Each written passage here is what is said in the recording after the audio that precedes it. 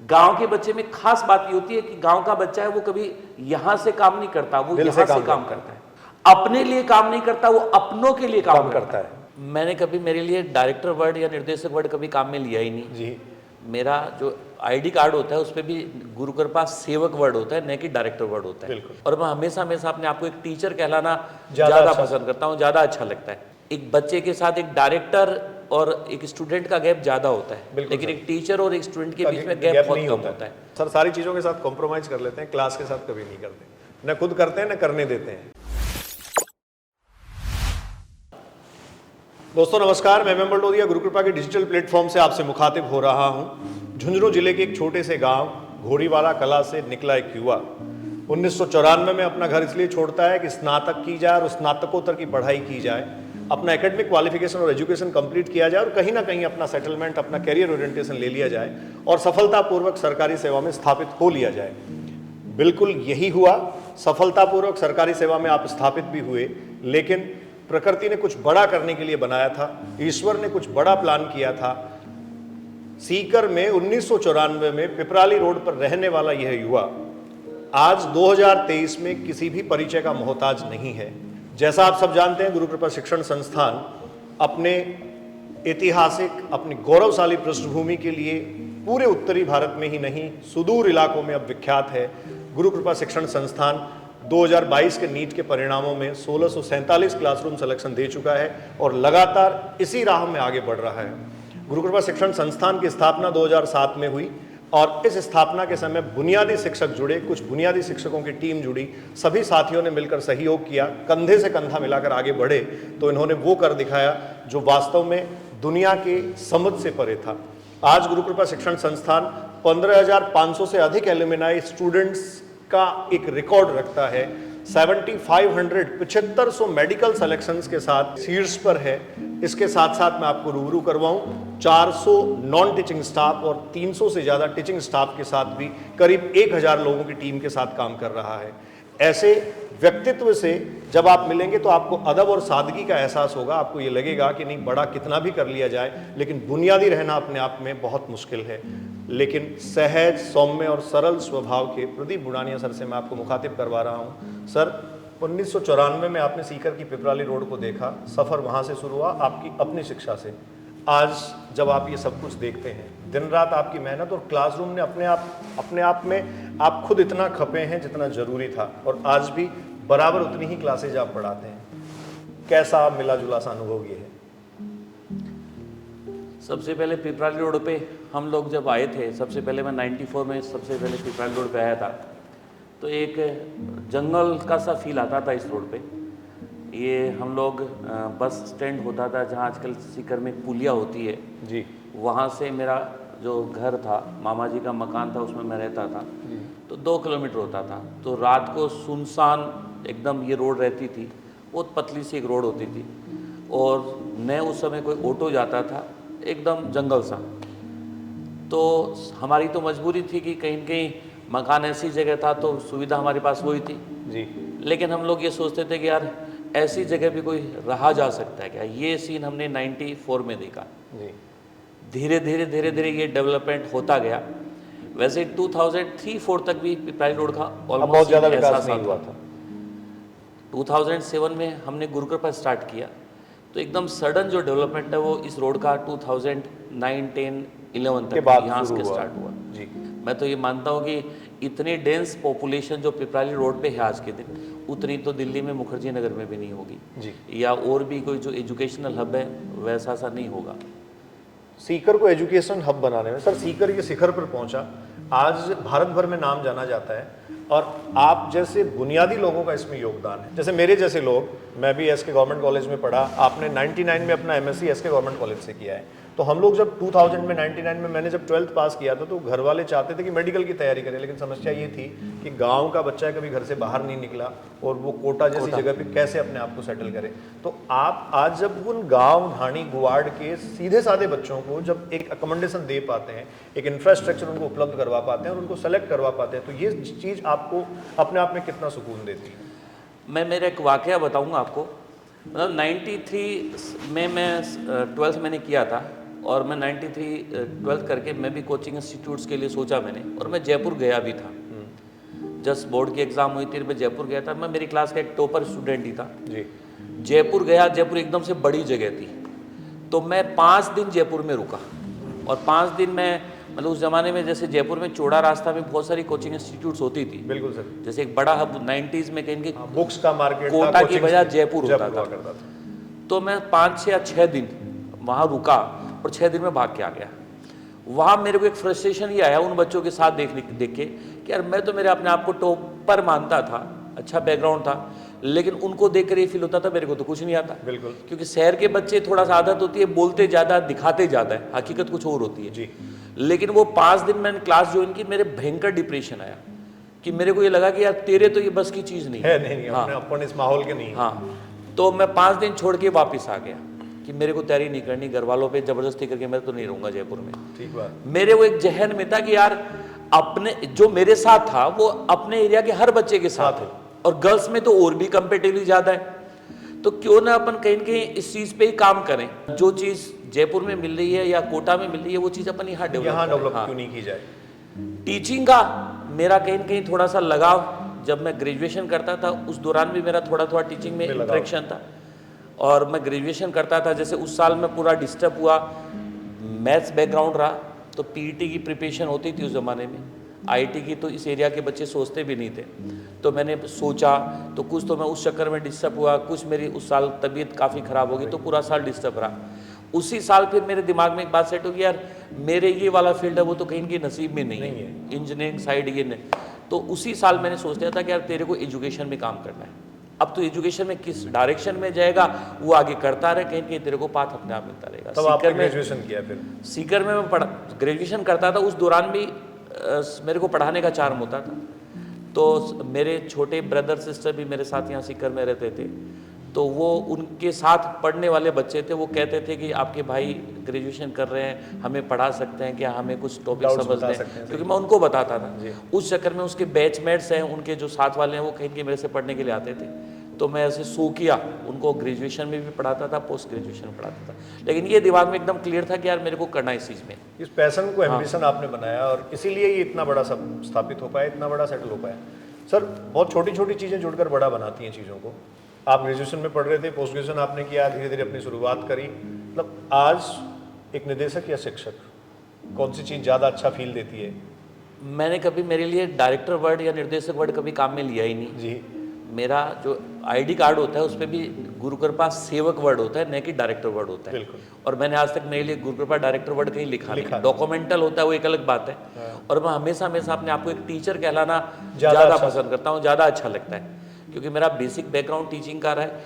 आज भी मैं, हालांकि टीचिंग कराना बहुत कठिन सा काम हो गया, क्योंकि बहुत बड़ा सिस्टम हो गया, बहुत सारे चीज़ें और संभालनी पड़ती है, लेकिन आज भी मेरे को ये लगता है कि तू तेरी टीचिंग के साथ ये चीज़ें ज़्यादा अच्छे से समझ सकता है। बिल्कुल। और गुरु कृपा में बहुत बड़ा रोल मैं ये मानता हूँ कि मेरी टीचिंग, मतलब मैं कैसा पढ़ाता हूँ ये बड़ा मायने नहीं रखता, लेकिन ये था कि एक बच्चे के साथ एक डायरेक्टर और एक स्टूडेंट का गैप ज़्यादा होता है, लेकिन एक टीचर और एक स्टूडेंट के बीच में गैप बहुत कम होता है। तो ये मैं मानता हूँ कि बच्चे की हर तरह की प्रॉब्लम्स गुरु कृपा में सुनी जा सकती है। और वो इसलिए है कि बच्चा कभी भी मेरे को ये नहीं मानता कि डायरेक्टर सर है, वो ये मानता है कि हमारे टीचर है, बुढ़ानिया सर है। मैं बच्चों आपको ये बात बताऊं और देखने वाले जितने सारे व्यूवर्स हैं उनको एक बात स्पष्ट कर देना चाहता हूं। मैं सर के साथ जुड़ा हुआ हूं, संस्थान में बॉटनी पढ़ाता हूं, क्लासेस लेता हूं। हम लोग जितनी क्लासेस लेते हैं, अगर आप थ्रू आउट सेशन कभी भी चेक करेंगे, कभी भी देखेंगे, तो बुढ़ानिया सर हमारे से ज़्यादा क्लासेस लेते हुए आपको हमेशा दिखेंगे। ये तभी संभव है, आज की डेट में सारे संसाधन उपलब्ध हैं, चाहे तो बहुत आराम से एसी अपने चैम्बर में बैठ सकते हैं, वहीं से सब कुछ रेगुलेट कर सकते हैं, लेकिन कहीं ना कहीं एक शिक्षक आपके अंदर जो जीवंत है, जो जिंदा है, वो इस चीज़ को मेंटेन किए हुए, वो इस चीज़ को बनाए हुए है। 21 मार्च 2007 को हजारों डॉक्टर इंजीनियर बनाने वाले गुरु कृपा शिक्षण संस्थान की शुरुआत हुई। जैसा कि मैंने अभी आपको पहले बताया, सर 1999-2000 से टीचिंग में इन्वॉल्व थे, उससे पहले भी अपने ग्रेजुएशन के दौरान टीचिंग उनके अंदर एक पैशन की तरह था। सर 2007 में शिक्षण संस्थान की शुरुआत, गुरु कृपा जैसे कोचिंग इंस्टीट्यूट की शुरुआत अपने कुछ बुनियादी शिक्षकों के साथ मिलकर आपने की। ये महज एक संयोग था या फिर आपका एजुकेशन सेक्टर में जो काम करने का एक विजन था उसी का इनिशिएशन था, उसी का आगाज था? वैसे तो महज संयोग ही बोलना चाहूँगा मैं। वैसे मैं 99 में पढ़ाना चालू कर दिया था मैंने, और एक पैशन तो था पढ़ाने का मेरे को। बीच में मैंने 2 साल 2001 में मेरा गवर्नमेंट जॉब भी लग गया था। तो गवर्नमेंट जॉब में वैसे मेरी इच्छा नहीं थी, लेकिन घर वालों का थोड़ा सा उस ज़माने में, आजकल तो फिर भी चार्म कम हो गया, उस ज़माने में थोड़ा सा सरकारी नौकरी का चार्म ज़्यादा होता था, तो घर वालों का कुछ प्रेशर था, तो ज़बरदस्ती उन्होंने ज्वाइन करा दिया था मेरे को।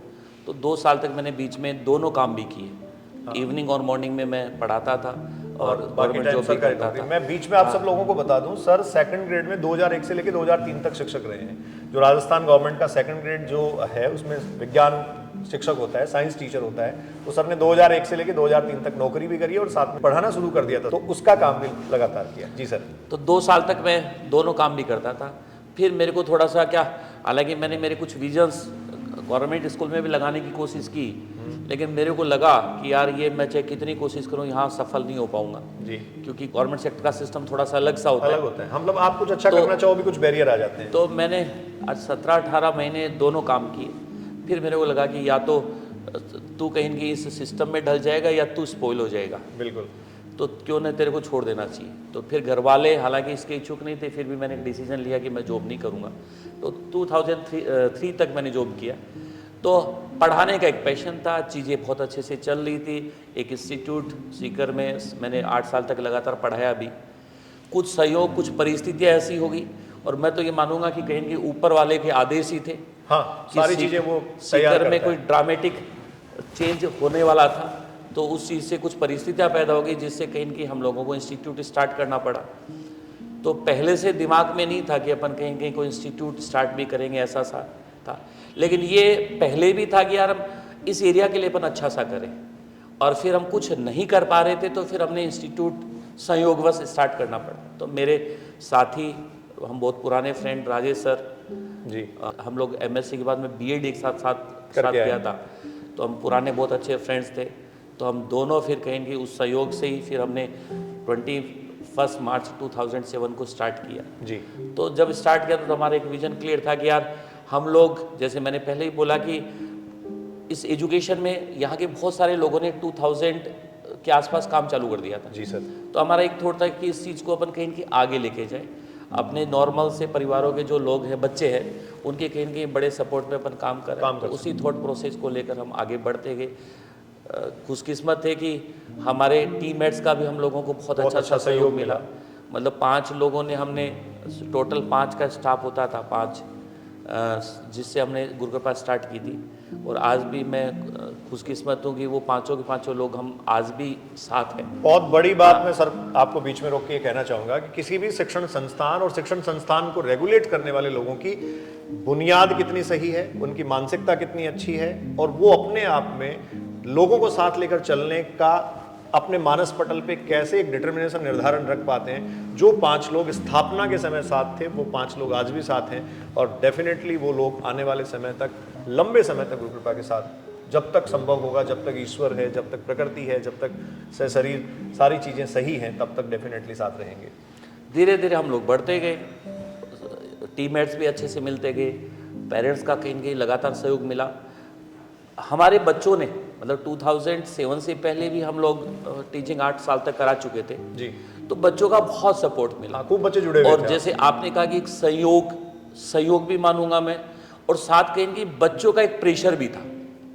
मतलब परिस्थितियाँ कुछ इस तरीके से होगी कि हम लोगों को भी अनसर्टेन लगने लग गया था कि अपन आगे किस डायरेक्शन में जाएंगे।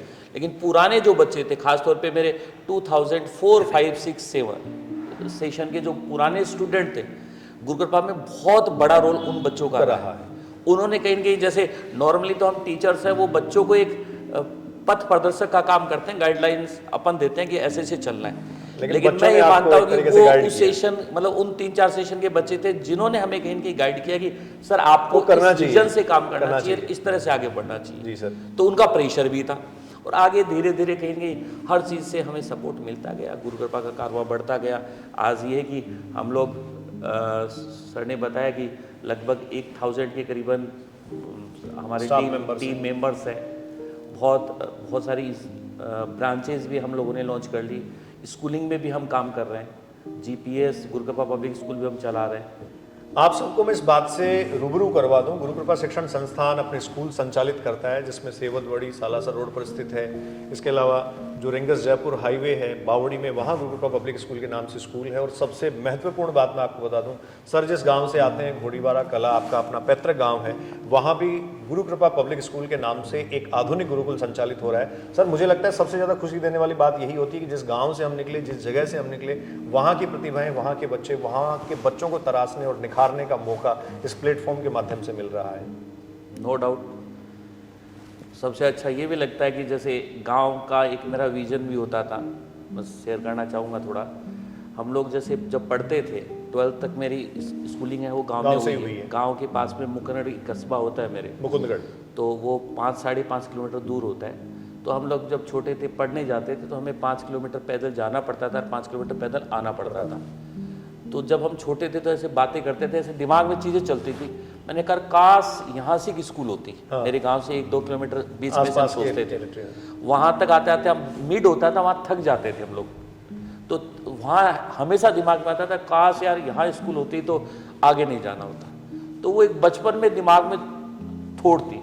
और जब मैं कहीं की इस फील्ड में आया तो मेरा एक विजन हमेशा था कि यार कहीं मौका मिलेगा तो मैं मेरे गांव में स्कूल जरूर करूँगा, ताकि वो चीज़ मेरे हमेशा याद रहे। और अच्छा भी लगता है, गांव में जाते हैं उस एरिया के कहीं न कहीं बच्चे अच्छी एजुकेशन ले रहे हैं तो अच्छा फील भी होता है। सबसे ज़्यादा अच्छा फील देने वाली चीज़ वही होती है।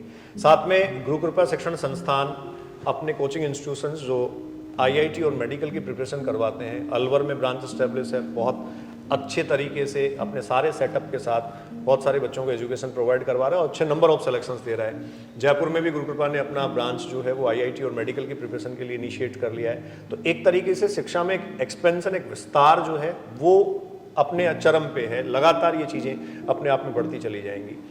इसके साथ साथ मैं आपको बता दूं, गुरु कृपा देश भर के अगर देखा जाए तो उत्तर भारत में तो पूरी तरीके से लोगों तक पहुंच बनाता ही रखता है, अपनी पेनिट्रेशन है ही। इसके अलावा जो अपने नॉर्थ ईस्ट है उस एरिया से भी काफ़ी सारे बच्चे आते हैं। और सर आजकल तो ये जो मिड वाला पोर्शन है, MP है, UP है, यहाँ से गुजरात और महाराष्ट्र है, यहाँ से भी बच्चे काफ़ी आने लगे हैं। और इसका एक बड़ा कारण ये है दोस्तों, मैं आपको बताऊं, 1647 सिलेक्शन क्लासरूम से किसी एक कोचिंग इंस्टीट्यूट और वो भी सीकर जैसे छोटे शहर से होना अपने आप में बड़ी बात होती है।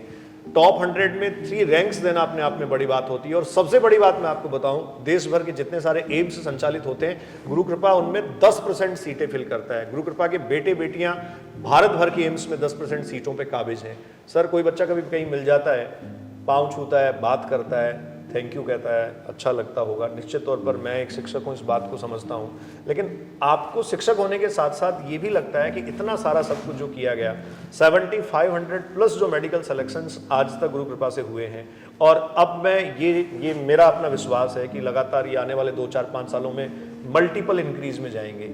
जिस तरीके से सिस्टम काम कर रहा है, संस्था काम कर रही है, आप कैसा महसूस करते हैं कि 7500 से ज़्यादा बच्चे गुरु कृपा से डॉक्टर बन चुके हैं, 15,500 के आसपास जो है वो एल्यूमिनाई के मेंबर हैं, जो कि कहीं ना कहीं IIT और NIT से पढ़ चुके हैं। आपने जैसे मेरे से बीच में एक सवाल पूछा था कि आपको एक डायरेक्टर कहलाना ज़्यादा पसंद करते हैं या कि शिक्षक कहलाना? जी, मतलब मेरी थॉट हमेशा रही है कि ये जैसे आपने कहा कि बच्चे पैर छूते कहीं भी जाते हो, एक मतलब सबसे बड़ी धरोहर एक शिक्षक के लिए यही होती है। और मैं हमेशा मानता हूँ कि मैंने और क्या कमाया क्या नहीं कमाया, मैंने सबसे बड़ी जो चीज़ ये कमाई, क्योंकि बच्चों का प्यार, बच्चों का ये रिस्पेक्ट। मैं आपको बताऊंगा सर की एक बात, मैं पहले बीच में आपको बताऊंगा, सर सारी चीज़ों के साथ कॉम्प्रोमाइज़ कर लेते हैं, क्लास के साथ कभी नहीं करते, न खुद करते हैं न करने देते हैं। ये एक विशेष जानकारी है और ये अपने आप में तभी होता है जब आपके अंदर, खुद के अंदर शिक्षक है, तभी है वो, तभी अच्छा लगता है जी। ये गुरु कृपा की ये चीज़ें, कुछ खासियत यही रही है, हम लोग कभी ये नहीं बोलते कि यार हम ये करेंगे जी। मतलब ये हमेशा मेरे को बोलने में ये झिझक होती है, क्या पता अपन ये चीज़ें नहीं कर पाए। हमारा थॉट प्रोसेस यही होता है कि यार हम बेस से बेस कहीं चीज़ें निकालने की कोशिश करें, हमारा कहेंगे 100% देने की हम लोग कोशिश करते हैं। और गुरु कृपा में यही एक एफर्ट होता है, कहीं हमारा हर तरह का जो रिजल्ट होता है वो बड़ा एक ईमानदारी से दिया हुआ रिजल्ट होता है। जैसे जब भी अपना विज्ञापन आता है, गुरु कृपा का विज्ञापन आता है, तो उसमें एक टैग लाइन लिखी हुई होती है कि भारत का एकमात्र संस्थान जो केवल क्लासरूम का रिजल्ट दिखाता है। ये बड़ा चैलेंजिंग टास्क होता है इस इंडस्ट्री में। और इसमें भी सर एक और बात, अपन जो अपने विज्ञापन में लिखते हैं, गुरु कृपा संस्थान जो लिखता है, जिस बच्चे का सिलेक्शन हुआ है उसका नाम आपको मिलेगा, पिताजी का नाम मिलेगा, Address किस मिलेगा, जगह से हाँ, है, पूरा। किस गवर्नमेंट कॉलेज में पढ़ता है, एग्जैक्टली वो मिलेगा। आप जितने सारे विज्ञापन देखें, मेरी सलाह आपको ये जरूर है कि उस विज्ञापन में ये बात पक्का पता करें, जो किसी भी संस्थान का हो, क्योंकि यही सच्चाई और सत्यता का बड़ा प्रमाण है। जी सर। नहीं, ये जैसे कोचिंग इंस्टीट्यूट्स का इमेज है वो थोड़ा सा अलग इसी तरह का होता है जी। क्योंकि ये डेटा के साथ मैनिपुलेशन बहुत ज़्यादा होता है और किस तरह से देने चाहिए वो न दिखा के कहेंगे बढ़ा चढ़ा के। लेकिन गुरु कृपा में एक खासियत रही है, हमने पहले साल से एक ही कसम खाई थी कि यार हम जो काम करेंगे वो बड़ी ईमानदारी से करेंगे, इसलिए हमारे रिजल्ट्स है वो 100% फेयर रिजल्ट्स होते हैं। और इसीलिए कहीं भी जाते हैं, जैसे कैलकुलेशन आप बता रहे थे कि इतने एम्स हम कवर करते हैं, 10% स्टूडेंट्स सीट्स एग्जैक्टली। तो ये एकदम ये इस तरह के फिगर कहीं के इकट्ठे करना बहुत कठिन सा टास्क होता है कोचिंग इंस्टीट्यूट्स के लिए, क्योंकि ये ईमानदारी वाला कॉन्सेप्ट नहीं होता। लेकिन गुरु कृपा इसी चीज़ पे काम करती है और ये बड़ा थोड़ा सा प्राउड सा फील भी होता है हम लोगों को, यार उसी चीज़ पे हम स्टार्ट किया था और आज भी उसी चीज़ पे हम आगे बढ़ रहे हैं और लोगों का लगातार हमें प्यार भी मिल रहा है, सपोर्ट भी मिल रहा है। बहुत सर बड़ी बात होती है, क्योंकि एक आम इंसान क्या होता है, एक आम इंसान कोशिश करता है, जैसे जिन जिन पृष्ठभूमि से हम लोग आए हैं, गाँव से निकल के आए हैं, मैं भी गाँव का रहने वाला हूँ, तो हमारे घर परिवारों में यही चीज़ थी कि कहीं ना कहीं खुद पढ़ के सेटल हो जाएं। आप सेटल हो गए तो अगली पीढ़ी को कहीं ना कहीं सेटल कर दें। लेकिन जब आप कई सारी पीढ़ियों को तैयार करते हैं तो ये अपने आप में निश्चित तौर पर जो है वो बहुत इंपॉर्टेंट, बहुत महत्वपूर्ण होता है। सर, सरकारी नौकरी छोड़ दी थी तब एक बार कहीं ना कहीं मन में जरूर आया होगा कि सही कर रहा हूँ या गलत कर रहा हूँ, लेकिन आपका अपना विजन था। आज कभी कभार याद आता है तो आपको लगता है नहीं सही किया था? नहीं, वैसे मैंने सरकारी नौकरी मेरी इच्छा नहीं थी, घर वालों का प्रेशर था, घर वालों ने कराई थी, तो कभी जाने का इच्छा मेरा था भी नहीं। तो वैसे उसके लिए कभी ऐसा नहीं था, हमेशा मेरा एक ही होता था यार काम करूँगा, अच्छा ईमानदारी से काम करूँगा तो नो डाउट मेरे को ऊपर वाले का सपोर्ट भी मिलेगा, सहयोग भी मिलेगा, लोगों का सहयोग भी मिलेगा। तो वो कॉन्फिडेंस ठीक हमेशा मेरा ठीक रहा। और बड़े विजन्स मेरे कभी ज़्यादा मैंने लिए नहीं कि यार मैं एकदम से ये करूँगा वो करूँगा, मेरा ये था। आज भी मेरा थॉट यही होता है कि यार धीरे धीरे अपन चलें, हर साल छोटे छोटे टारगेट्स, हम स्मॉल टारगेट्स डिसाइड करते हैं कि यार इस साल अपन इतना कहेंगे आगे जाएंगे और उसी पे काम करना पसंद करते हैं। इसीलिए वो चीज़ें बड़ी स्मूथली होती है। बस पहले जैसे हम ब्रांचेज के लिए पहले बहुत साल पहले लोग कहते थे कि आप ब्रांचेज को नहीं करते, तो हम ये बात कहते थे पहले हम लोग यहाँ एकदम सिस्टम को कहीं कहीं सिस्टमेटिक रन कराने वाला बनाएंगे। अब ये स्थिति होगी कि हमारे बहुत सारे अलग अलग विंग को संभालने वाले हमारे टीममेट्स हो गए, बिल्कुल, तो वो कहीं कि प्रेशर कम हो गया। तो अब हमें लगा कि यार हम बाहर भी जा सकते हैं, तब जाके हमने स्टार्ट किया। सर, इतना बड़ा सिस्टम, ब्रांचेज, स्कूल एजुकेशन और उसके साथ साथ खुद की टीचिंग जो सबसे ज़्यादा महत्वपूर्ण है, जिसके साथ मैं कह रहा था अभी आप कॉम्प्रोमाइज़ नहीं करते, कभी आपको खुद ये लगता है कि नहीं मुझे खुद के लिए भी वक्त चाहिए या ये एनर्जी मेंटेन करने के लिए एक लेजर टाइम चाहिए? जैसे लेजर टाइम आजकल के दौर में बोलते हैं, हम सब लोग कहीं ना कहीं वेकेशंस पे कई बार जाते हैं। ऐसा नहीं है, मैं खुशकिस्मत हूँ कि मेरे को मेरे साथी बहुत अच्छे मिले। तो जैसे कई लोग मेरे को कहते हैं कि सर आप बहुत बिजी रहते हैं, आप तो बहुत प्रेशर में रहते होंगे, आप अपने आप को टाइम नहीं देते, अपने परिवार को टाइम नहीं देते। हाँ, होता है। लेकिन मैं शेयर करना चाहूँगा कि मैं अपने आप को भी बहुत सफिशिएंट टाइम देता हूँ। मेरे को भी बाहर घूमने उमने का खूब शौक है, मैं टाइम निकाल लेता हूँ कहीं कहीं, और ज़्यादा मैं प्रेशर में कभी नहीं रहता। उसके पीछे है कि बहुत सारी चीज़ें तो सिस्टम में ऐसी होती है जो मेरी अपने आप ही सॉर्ट आउट हो जाती है जी।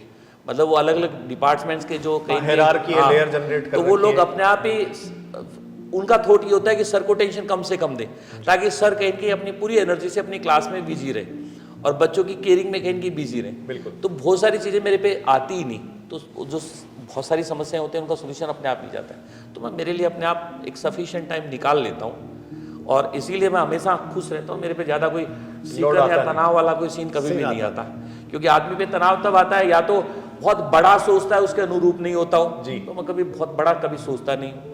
छोटे छोटे टारगेट्स होते हैं मेरे, और प्लस सपोर्टिव लोग मेरे पास बहुत अच्छे से हैं, तो इसलिए मेरे को कभी कोई ज़्यादा इस तरह के नहीं सर, वो सपोर्ट तभी कायम रह सकता है जब आपकी मानसिकता, नियति जिसको कहते हैं, नियत जिसको कहते हैं, वो बहुत साफ हो। सर, एक शिक्षक के रूप में लोग आपको ज़्यादा सुनना चाहते हैं, जैसा मैं महसूस करता हूँ, बच्चे आपसे एक शिक्षक के रूप में ज़्यादा इंस्पिरेशन लेना चाहते हैं और आपके अंदर है भी एक शिक्षक। तो इस इंटरव्यू तो मैं नहीं कहूँगा, हम इस प्लेटफॉर्म पे बैठ के एक संवाद इसलिए कर रहे हैं जिससे लोगों को प्रेरणा मिले, ऊर्जा मिले, अपने काम के प्रति सजग रहने, सतर्क रहने और तटस्थ रहने का मौका मिले। सर उन बच्चों के लिए, उनके पेरेंट्स के लिए जो आज की डेट में कैरियर ओरिएंटेशन डिसाइड करने को लेके कंफ्यूजन कई सारे रखते हैं, कई सारी दिक्कतें उनको होती हैं, आप उन पेरेंट्स को और उन बच्चों को क्या मैसेज देना चाहेंगे कि ज़िंदगी में आगे बढ़ने के लिए कुछ बुनियादी चीज़ें ज़रूरी होती है जो हर इंसान को करनी चाहिए? मैं हमेशा बच्चों को एक बात बोलता हूँ, मैं अभी वही बात शेयर करना चाहूँगा। हमारे पास जो बच्चे पढ़ रहे हैं आज के दिन, वो 99% बच्चे हैं वो रूरल बैकग्राउंड से बिलोंगिंग है और बहुत नॉर्मल से परिवार, मतलब मिडिल क्लास भी नहीं कहूँगा, बिलो मिडिल क्लास या मिडिल क्लास से नीचे परिवारों के लोग जी। और ये हमने देखा है विगत जैसे 22-23 साल हो गए मैं इस फील्ड में रहते हुए, अनगिनत ऐसे परिवार हैं जिनमें बहुत बड़ा जो चेंज आया, रिवॉल्यूशन आया जी, मतलब उनकी जो कंडीशन में बहुत बड़ा चेंज आया, वो केवल और केवल एजुकेशन के बलबूते है। शिक्षा परिवर्तन ला सकती है। तो ये बेटा आप लोगों की सबकी जिम्मेदारी है, क्योंकि ज्यादातर बच्चे कहेंगे ऐसे परिवारों से, हम अपने परिवार में बहुत बड़ा चेंज केवल और केवल अपनी पढ़ाई से कर सकते हैं और ये बच्चे कर रहे हैं और आगे भी आप लोग करोगे। गांव के बच्चे में खास बात ये होती है कि गांव का बच्चा है वो कभी यहां से काम नहीं करता, वो यहां से काम करता है, मतलब दिमाग से काम नहीं करता, वो हमेशा दिल से काम करता है। अपने लिए काम नहीं करता, वो अपनों के लिए काम करता है। बहुत बड़ी बात है। तो मैं आपसे यही कहना चाहूंगा कि आप अपनों के लिए काम करते रहो, निश्चित तौर पे आपको सफलता मिलेगी। क्योंकि आदमी यहां से काम करता है तो उसके दिमाग में बहुत सारी चीजें चलती हैं, लेकिन दिल से काम करता है तो एक यूनिडायरेक्शनल थॉट होती है उसकी, वो उसी चीज पे लगा रहता है। तो गांव का आदमी, जैसे इस एरिया में आपने देखा होगा कि बहुत बड़ा चेंज हो गया जी, मतलब पहले कुछ लोग कुछ फील्ड में ऐसे लोग आगे थे जो बहुत पहले कहेंगे शहरों में आगे थे, लेकिन आजकल 90% पॉपुलेशन है वो गांव से आके शहरों पे कहेंगे बिजनेस भी कर रहे हैं, अच्छे सिस्टम भी चला रहे हैं, एंटरप्रेन्योरशिप का जमाना है सर, वही लोग आगे। तो वो सब के सब गांव वाले में, और वो गांव वाला आगे बढ़ने के पीछे सिर्फ और सिर्फ बड़ा लॉजिक ये है कि वो यूनिडायरेक्शनल काम करता है। तो सब बच्चों से मेरा यही है कि बेटा यहां से काम मत करो, यहां से काम करो, अपने लिए मत करो, अपनों के लिए करो। कभी जिंदगी में प्रेशर में मत आओ, कभी आपको असफलता भी मिलती है, सफलता असफलता जिंदगी के दोनों पार्ट है। और मैं कहता हूं कि असफलता मिलती है वो आपको कुछ न कुछ बड़ा देने के लिए मिलती है। आप बहुत बड़ा बनने वाले हो तब कहेंगे आप असफल होते हो, तो अपने ऊपर उस असफलता को कभी हावी मत होने दो। और अपने जो पेरेंट्स हैं उनके जो विजन है, आपके ग्रैंड पेरेंट्स हैं, आपके मोहल्ले या अड़ोस पड़ोस के लोग हैं, उनका सबका विजन होता है कि आप कुछ न कुछ आगे करो। एक बच्चा जब सेलेक्ट होता है तो कम से कम 100 परिवारों का भला करता है। गांव का एक बच्चा सेलेक्ट होता है तो बदलती है सर। हाँ, नहीं अपनी पीढ़ियां तो बदलती है, वो अपने गांव के या अपने पड़ोसी गांव के, अपने रिश्तेदारों के 100 परिवारों का भला करता है। जी सर। क्योंकि अपने गांव के आदमी में एक जेलस नेचर होती है, ईर्ष्यालु नेचर होती है। परिवार का कोई सेलेक्ट हो गया, पड़ोस का कोई सेलेक्ट हो गया, तो निश्चित तौर पे वो पड़ोसी की बच्चे की माँ है, वो सुबह और शाम उसको पक्का टॉर्चर करती है, देख वो सेलेक्ट हो गया तो तेरे को सिलेक्शन करना है। तो वो एक बड़ा कहीं मोटिवेशन होता है। तो वो पता नहीं कितने सारे बच्चे कहेंगे इस चक्कर में आगे बढ़ जाते हैं। तो आदमी वैसे अपनी पूरी लाइफ में चाहे कितना ही पैसा अर्न कर ले, 100 परिवारों का भला नहीं कर सकता है। लेकिन आप एक अच्छे कहेंगे डॉक्टर बन जाओगे, इंजीनियर बन जाओगे, अच्छा कहेंगे प्लेटफॉर्म अपना सेट करोगे, तो मैंने कहा 100 परिवारों का बिना कुछ खर्च किए हुए भला कर दोगे। तो बेटा आपको कहीं कहीं वही मेरा एक थॉट है, आपको वही सुझाव देना चाहूंगा कि आप कहेंगे दिमाग से काम मत करो, अपने दिल से काम करो, और काम करोगे तो निश्चित तौर पर आपको सफलता मिलेगी। पेरेंट्स को मैं यही कहना चाहूंगा, कहीं छोटा मोटा किंतु परंतु होता है, सफलता है सफलता, बच्चों पे अनावश्यक प्रेशर नहीं बनाए, क्योंकि अपने बैकग्राउंड के जो बच्चे होते हैं ना वो वाकई में समझदार बच्चे होते हैं, उनको ज्यादा कहने की आवश्यकता नहीं। सर मैं एक चीज कनेक्ट करूं, मैंने परसों ही एक डेटा देखा और बड़ा ताज्जुब हम सबको जानकर इस बात का होगा। पिछले साल बाड़मेर जिला जो अपने आप में एक तरीके से रिमोट एरिया अपन कह सकते हैं, एक 2-3 किलोमीटर का एरिया है ढाणियों वाला, जिससे 10 बच्चे अपने पास क्लब करके आए एक साथ।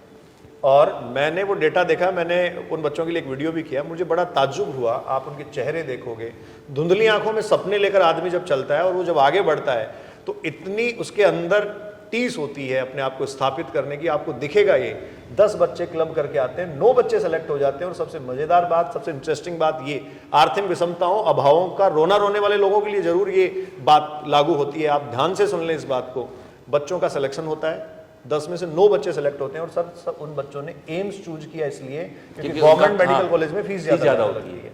इतनी आर्थिक विषमताएं, बच्चों के परिवार ऐसे जो मजदूरी करते हैं, माँ बाप के पास बहुत कुछ देने के लिए नहीं है, संस्थान में आए तो संस्थान ने एडमिशन में सहयोग किया, टीचर्स ने सपोर्ट किया, जैसे तैसे पूरे सिस्टम ने सपोर्ट किया।